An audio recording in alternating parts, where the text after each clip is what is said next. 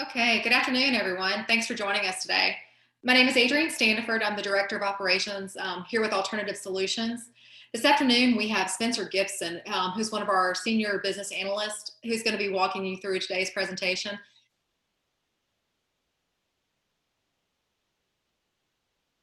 And in Twilio. So he's going to kind of use that knowledge and walk you through this presentation today. As he's making his way through, feel free to put your questions in the chat box.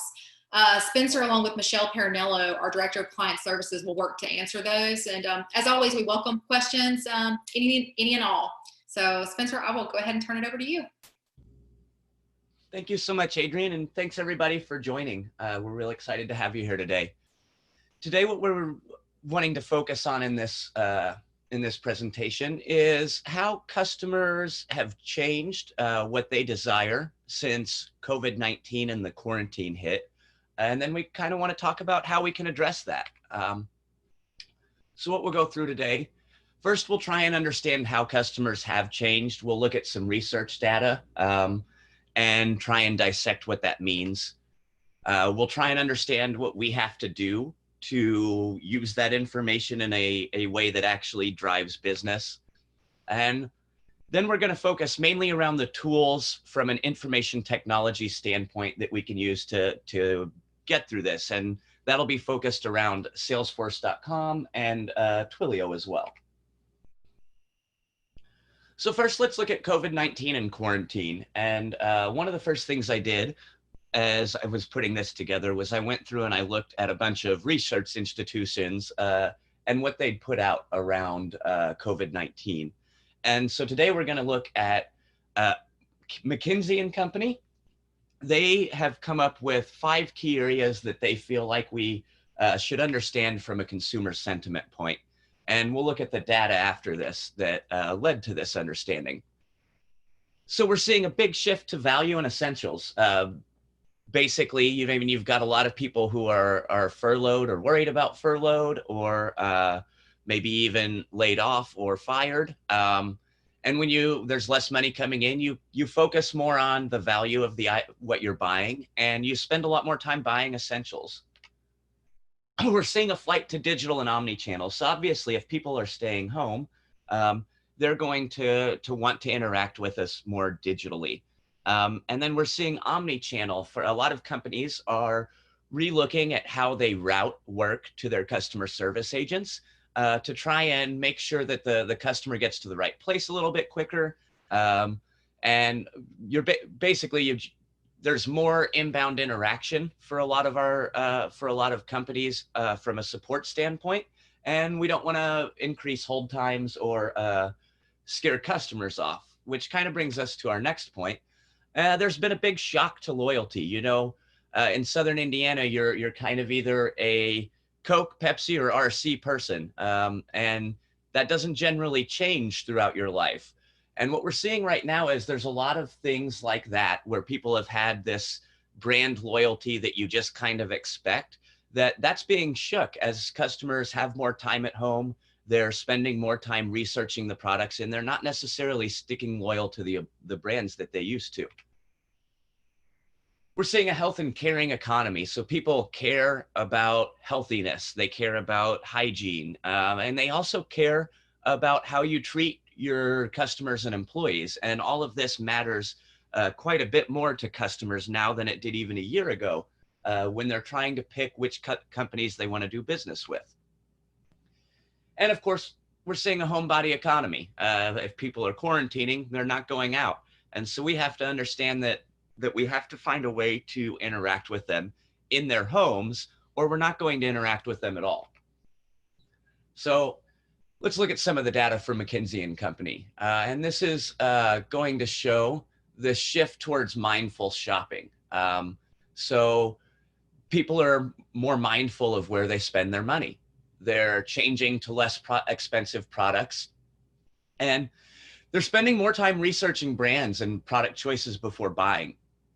And you might even think, well, 21% is not that huge an amount of customers, but if 21% of your current customer base researched and went with a different competitor, that would be a big deal. So we need to understand that and make sure that's not happening. So next we'll look at, we'll have red for negative growth and blue for positive growth. And this is looking at how people are buying things online. So as we see, there's a lot of blue in food and grocery and across the board, especially in America, UK, people are shopping more online. They're especially shopping more online for food and grocery and household items. So essentials basically are being bought more and more through Instacart or DoorDash or maybe a local alcohol delivery company. But we're seeing that consumers are less apt to go into a retail environment. They're more excited to interact with us online or over the phone and have things delivered to their home. And I don't believe that's something that we should expect to change as we look through the data. I think that that's a permanent change we're going to see in a lot of consumers. As we look at reasons people are switching brands, value is overwhelmingly the #1 reason.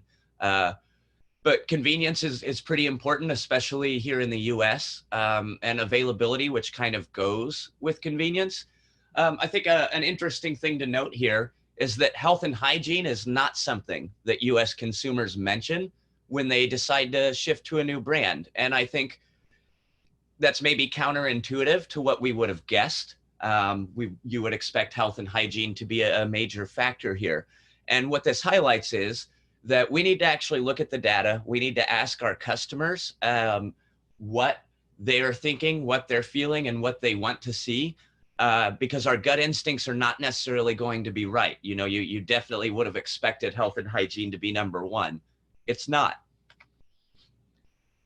And let's look at, so this is based on company behavior. How are your customers choosing you? And I just think it's interesting here to see that people have had an increase in how important they think healthy and hygienic packaging is. And certainly how companies take care of their employees. They want to know that you're taking the steps to make sure your workforce is safe. And we have to find ways to market that and to communicate to our customers these areas that they find important. We have to change our marketing there, but we also have to instill into our customer service agents and our retail employees that they want to define the values of our company in every interaction as well.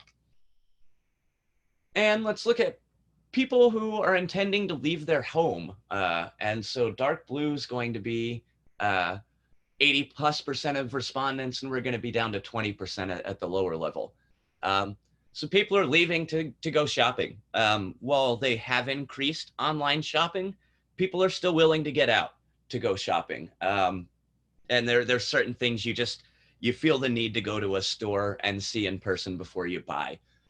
This is true for groceries and such, but it's also true for some non-essentials. They're getting together with family and friends as well.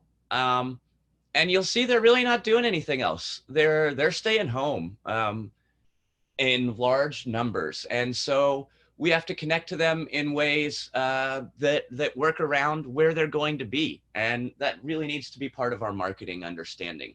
So let's look at some tools and how we can communicate with our customers and convey these very important values and visions to them. So Twilio is one of my favorites. I love working with the Twilio platform. And at its heart, it's a telephony program. So it's going to let you manage calls with the voice API. We can place a call from anywhere. So we can embed this in our CRM. We can go straight from Twilio and Twilio's Flex CRM. We can embed this in Salesforce.com. We can embed it in a mobile application. But we can give our employees and agents the ability to contact customers for, no matter what the situation is, and working from home as well. Twilio is going to manage our numbers for us in a very intelligent way. You know, it can be a headache to have multiple numbers and to have them listed correctly. And Twilio is going to have great relationships with the Verizons, the AT&Ts of the world. So our numbers aren't going to be flagged as spam when we're trying to reach out to our customers. And we're going to have some really robust data record and data keeping capability here. So let's look at some of that data. What data can we see and what does it collect? Well, we're going to have pretty good data on call quality and how that's changing, so we can understand what's happening with our customers and make sure we're addressing things if needed. Maybe our internet's slow on site or something. We're going to have detailed information about conferences, who was a participant in that conference, and if someone was transferred. We're going to have outgoing caller IDs. That's something that sounds pretty simple, but you'd be amazed how many CTI providers don't provide it. We're going to have call queues and queue members, so we can have a pretty good understanding of who's waiting to speak to our customers, who's available to what customers are waiting to speak to us, and who's available or on long calls. Your basic telephony management, but Twilio's made some really great purchases in the workforce management sphere over the past few years of acquisitions that really brought a lot of value into their reporting structure and how it's viewed. And then we're going to have recordings and recording transcriptions. And the transcriptions is one of my favorite Twilio features. I've seen a lot of call center supervisors who will go through a large number of transcripts, much larger than they ever could have listened to phone calls to grade. And then based on what they learn or what they hear, they spot check several specific calls after that and actually listen to them. And this can be a way to just go through a whole lot more information as you're looking at your agents and trying to understand if they're truly communicating the vision and values that you're hoping. We're also going to use Twilio Autopilot. And so Autopilot leverages natural language analysis and artificial intelligence to build things like IVRs, chat bots, or text SMS bots. And so we can automate the process of speaking to the customer or collecting the initial data from the customer and then hand it over to a customer service agent. That's going to reduce staffing costs a whole lot, and it's honestly going to make the ultimate customer experience much shorter. So let's look at some texting and ways that we've used texting in the past. Here's a company that's built an application where if you send them the city, they'll send you the forecast for the day for a small fee. And so this shows you how strong we can leverage the Twilio product by going out and using databases. We've got real-time information about whatever city in the world they want to know about, delivered right to their phone in a text message in a matter of moments. Here we had a customer place an order on WordPress, and our WordPress website is what we happen to be using for commerce at this customer. And they're going to go ahead and send an order summary. This can work with any third-party commerce platform. And one of the really neat ways here is when people load, we've had customers who load balance, you have to load a balance and then you spend out of the balance that you've loaded. This is a great way to keep customers up to date on what their balance is and let them know when they've added to it. We're going to be able to leverage Twilio's bulk SMS infrastructure. This is just a really neat example. Little abstract, but just really shows you the complexity that Twilio goes through. So we've got a fan texting a number with their message.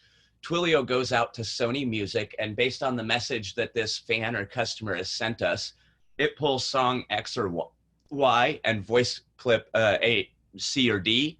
And then it's going to go ahead and call the fan with the band member's message and a song clip. And aside from initial setup and doing the recordings, there's no humans involved in this. It's very low cost to the company, but we've engaged our customer in a very real way that feels special to them. And so it's fun to go through and look at these different areas that we might not think of, where Twilio's got a lot of ability to just wow our customers and really give them that wow factor.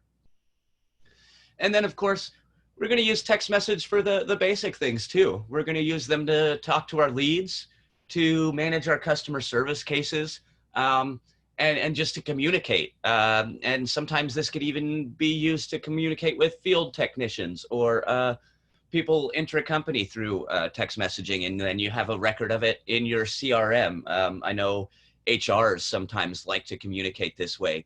Everything goes into the file automatically. It's there, it's saved, and it's just a very good way to cover your tracks.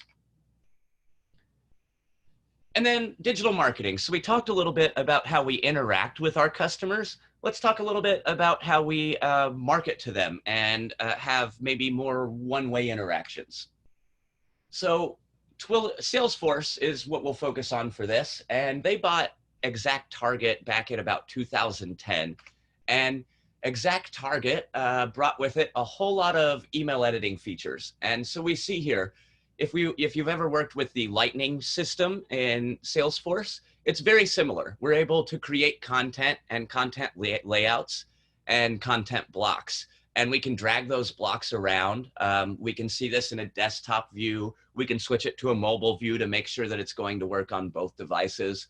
We can throw in all the normal tech, normal edit email stuff that you would see, links and images, and we can also do A/B testing. So we can say, well, we can figure out which email is going to work best. And we can do dynamic content. So if we know who the customer is, we've got their email address, they're part of our CRM, there might be things within their account info or contact info that we want to use to trigger changes in the email and have it display directly to them. You know, if they have a certain product of ours, maybe we want to feature maintenance on that product. And we can dynamically build this to fit those needs. Now, you may also build it with multiple emails, and that's where we have a journey builder come in. So we can actually send an initial email, and then based off of information on the customer's account or contact info or actions that the customer take, we can then trigger other things to happen. So we're going to wait 2 days. And then we're going to make a decision. Is the customer responded? If so, let's maybe send them a text message. Have they not? No. Have they not responded to this? And have they not had anything updated in our system of record in over a year? Well, maybe let's give them a phone call, reach out and see what they're up to. But and through Journey Builder, we can build out a plan of action where we get to dictate how our customers interact with us and what the customer lifecycle looks like, instead of our customers dictating that. And that's just a very valuable tool to be able to have. We're also going to look at Social Studio. So this is going to pull in your Twitter, your Facebook, your social media information. And I'll tell you what, this is a social media manager's dream. So we've got our feed. We can see post volume and kind of dig in there. We're seeing what people are saying, but we're also going to be able to create cases based on the tweets or Facebook posts that are coming in. LinkedIn as well, of course. We're going to be able to go out, and even if a customer didn't mention us in a hashtag or directly comment on one of our pages that we own or manage, because we're leveraging AI and Salesforce, we're going to be able to go out and intelligently identify potential calls or potential posts that might be relevant to us even. We're going to be able to use omni-channel to serve that work up to our social media team. And you can just get a much better picture of how your customers are using social media and what they think of you. And again, we have to collect data from our customers, and we want to do that on the phone. We want to do that through marketing emails with surveys.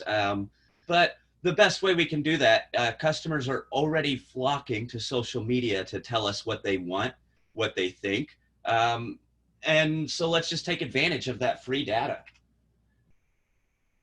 And we'll look at Pardot. And so Pardot was another neat acquisition that Salesforce and the Marketing Cloud has added. And Pardot is kind of like a journey builder for your website. So we want to understand when customers go out to our website, where have they gone on the website? What have they done? And we want to be able to dynamically respond to the changes in what they're doing. And so Pardot brings that traceability to emails, to your website and beyond. Really neat product. I recommend everybody take a look at if you haven't. It's an underused product within Salesforce. And lastly, I want to talk to you about Community Cloud because, and I think this is, in my mind, one of the most important parts of this conversation. Customers overwhelmingly have told us that they want to manage things on their own. Community Cloud, Cornell did this really well. Cornell University, great school. And they've implemented Chatter and Salesforce communities in a way that is really just great for their student body. So that we've got groups set up here, like Class of 2020.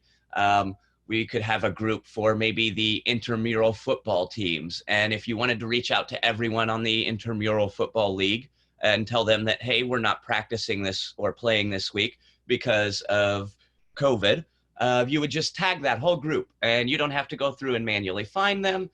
It's really easy to communicate, and we can lock this down and give people different levels of security in how they can communicate there.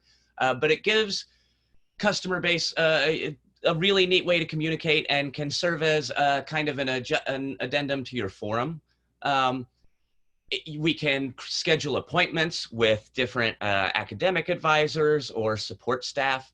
We can get support services. So we're gonna throw up some knowledge, our knowledge articles here for the students to go through. We're also going to be able to let them create a case and work through that case with our back office support team. And then, of course, we're going to have contact information for them to contact us directly as well. We can add a lot of robust features here. Partner communities are very similar. Here we see reports and dashboards that we've added to this partner community, but we've actually also been able to leverage things like leads and opportunities. So we can actually have our partners come in, interact with our leads and opportunities in our Salesforce instance without actually coming into our internal Salesforce org and for proverbially giving them the keys to the city. We can keep this really locked down, but we can provide them with a neat service at a pretty low cost so they can update us on their leads and their opportunities. They can go through trainings we might give them. They can see our knowledge database. And we can feed them different articles that we think they might be interested in. We can go through approval process. You can enable a lot of the features of Salesforce out to your partners and customers through Community Cloud. And I can't recommend highly enough that you take a look at that. Your customers, if you give your customers the ability to do things on their own, they will. And you'll see costs go down, and you'll also be able to dictate some of their experience and understand and track their experience a little bit better.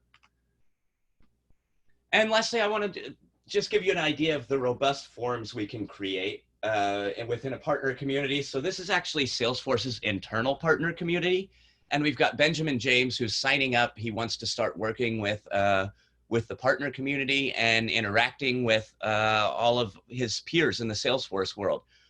We can dynamically build this form based on what Benjamin selects here. The next page could change potentially. And we can encourage him then to go out and start communicating with other partners. And the ability to go through and build these robust data collection forms and let customers go through them at their own time can be an invaluable source of information that I just can't understate how important it is to go out and collect that data and make sure we understand what the customer wants, because it's very easy to assume what a customer wants, but it's so often we're going to find we're incorrect there. I really appreciate everybody joining today. If you have questions, we'll be happy to take those, Michelle and Parinello and I, as Adrian said at the beginning. We really appreciate you being here. If you have a question that might be a little bit more in-depth or require some offline conversation, feel free to reach out to Jeff Bryan on our team. Jeff has multiple IT certifications, understands Salesforce, understands Twilio, and understands our team, and will know who the best resource is for you. So feel free to reach out there. But if you have some simpler questions or thoughts or comments for the group, feel free to do that in the Zoom chat. Hey, Spencer, thanks for sharing with us. That was great. Yeah, Spencer said, if you've got questions, please feel free to put those in the chat box. Looks like we've got our first one, Spencer. Does Twilio have chat capabilities similar to phone and text? Yeah, so we've got phone, chat, text, all tied into Twilio, all seamless, and actually where they can more or less be handed off to each other. They can all leverage the AI that we talked about, so we can use bots to handle some interactions or start off the actions in other times.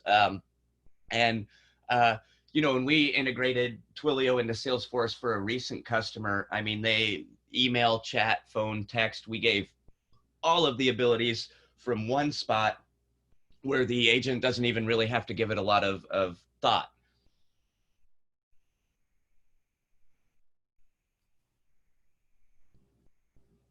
Okay, good question.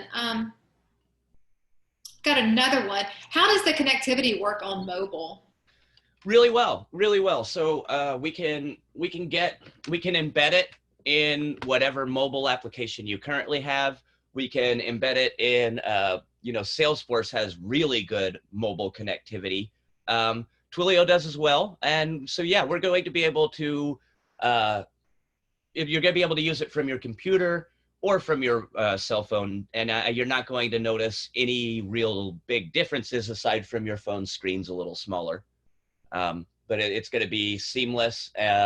The implementation's not incredibly difficult to make it work across your different platforms. That's one of the beauties of both Twilio and Salesforce. They're really designed to be platform agnostic, browser agnostic. They just want to work. And then, of course, Salesforce has the Salesforce mobile app, which I think is a pretty neat thing if you haven't looked at as well, that we could embed a lot of this functionality into. Spencer, looks like we've got another one. What are some ways customers have implemented these tools in response to COVID-19? Yeah, so there's a lot of neat ways that we've seen customers do this. Contact tracing is a neat one that I worked with someone on recently, where they're doing some of the contact screening or contact tracing screening via text message, or maybe they want to send a text message to a survey. So really though, I mean, the way that is really neat and innovative to me to use these is to find ways to lower the average time it takes to resolve your customers' issues. And the way you do that is not by doing some fancy multi-million-dollar bells and whistles application. It's by focusing on things like getting the customer's information collected, routing them to the right agent or the right team to fix their problem, providing the right tools to your team to actually fix the problem, and making sure that there is, in general, a solution to your problem, because there are a lot of problems that COVID-19's brought up that we didn't know. And honestly, the real way to innovate is just to do a better job of your core services, right? So yeah, the AI is neat. So Twilio has Autopilot AI. And Autopilot uses basic verbs like say or collect or remember, store. And we set up a nice basic AI flow there that walks through your chatbot. Salesforce has Einstein Analytics, which is powered by IBM's Watson, and is going to have a really robust AI platform. That said, if you have AI or business rules out on AWS, Google, or a third-party AI platform, we're completely capable of integrating that still. So it's up to you. You can use there's really neat tools, and I don't think you'd need to go out to a third party. But if you're already using a third party, we also can work with that and trigger things based off of it. It's going to be based on what your scenario is and what makes sense for your group.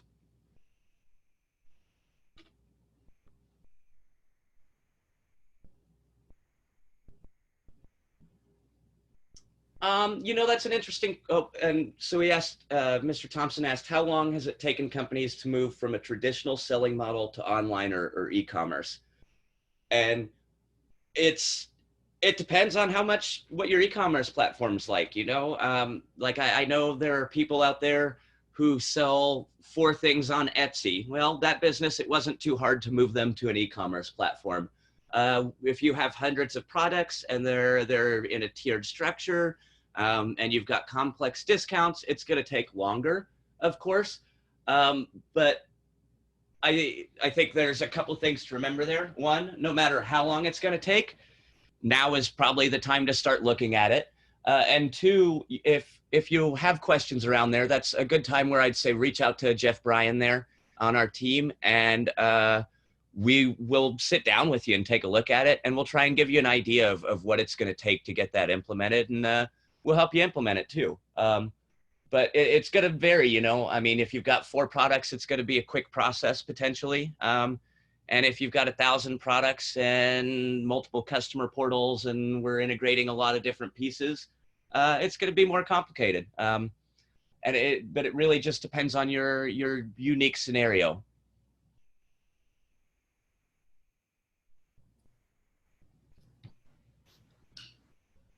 Good deal. Thanks, Spencer. Hey guys, we're coming up on, or we're past 12:30. But if anybody has any questions, we'll be glad to stay on and answer those. So please just put them in the chat box, and we definitely get to those. If you've got to hop off and you have questions, please send Jeff Bryan an email, and Jeff will get back to you, connect you with Spencer, and we'll get those questions answered. Thanks, James. We appreciate the question. Yeah, great question, James.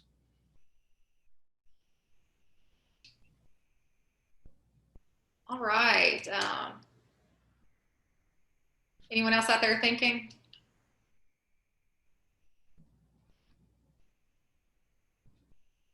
Okay. I think then we'll just go ahead and call it. And as I said, just send us any questions that you might have that possibly come up later. We appreciate you all joining, everyone, and hope you have a great rest of your day, and look forward to having you on again, another Lunch and Learn. Thank you.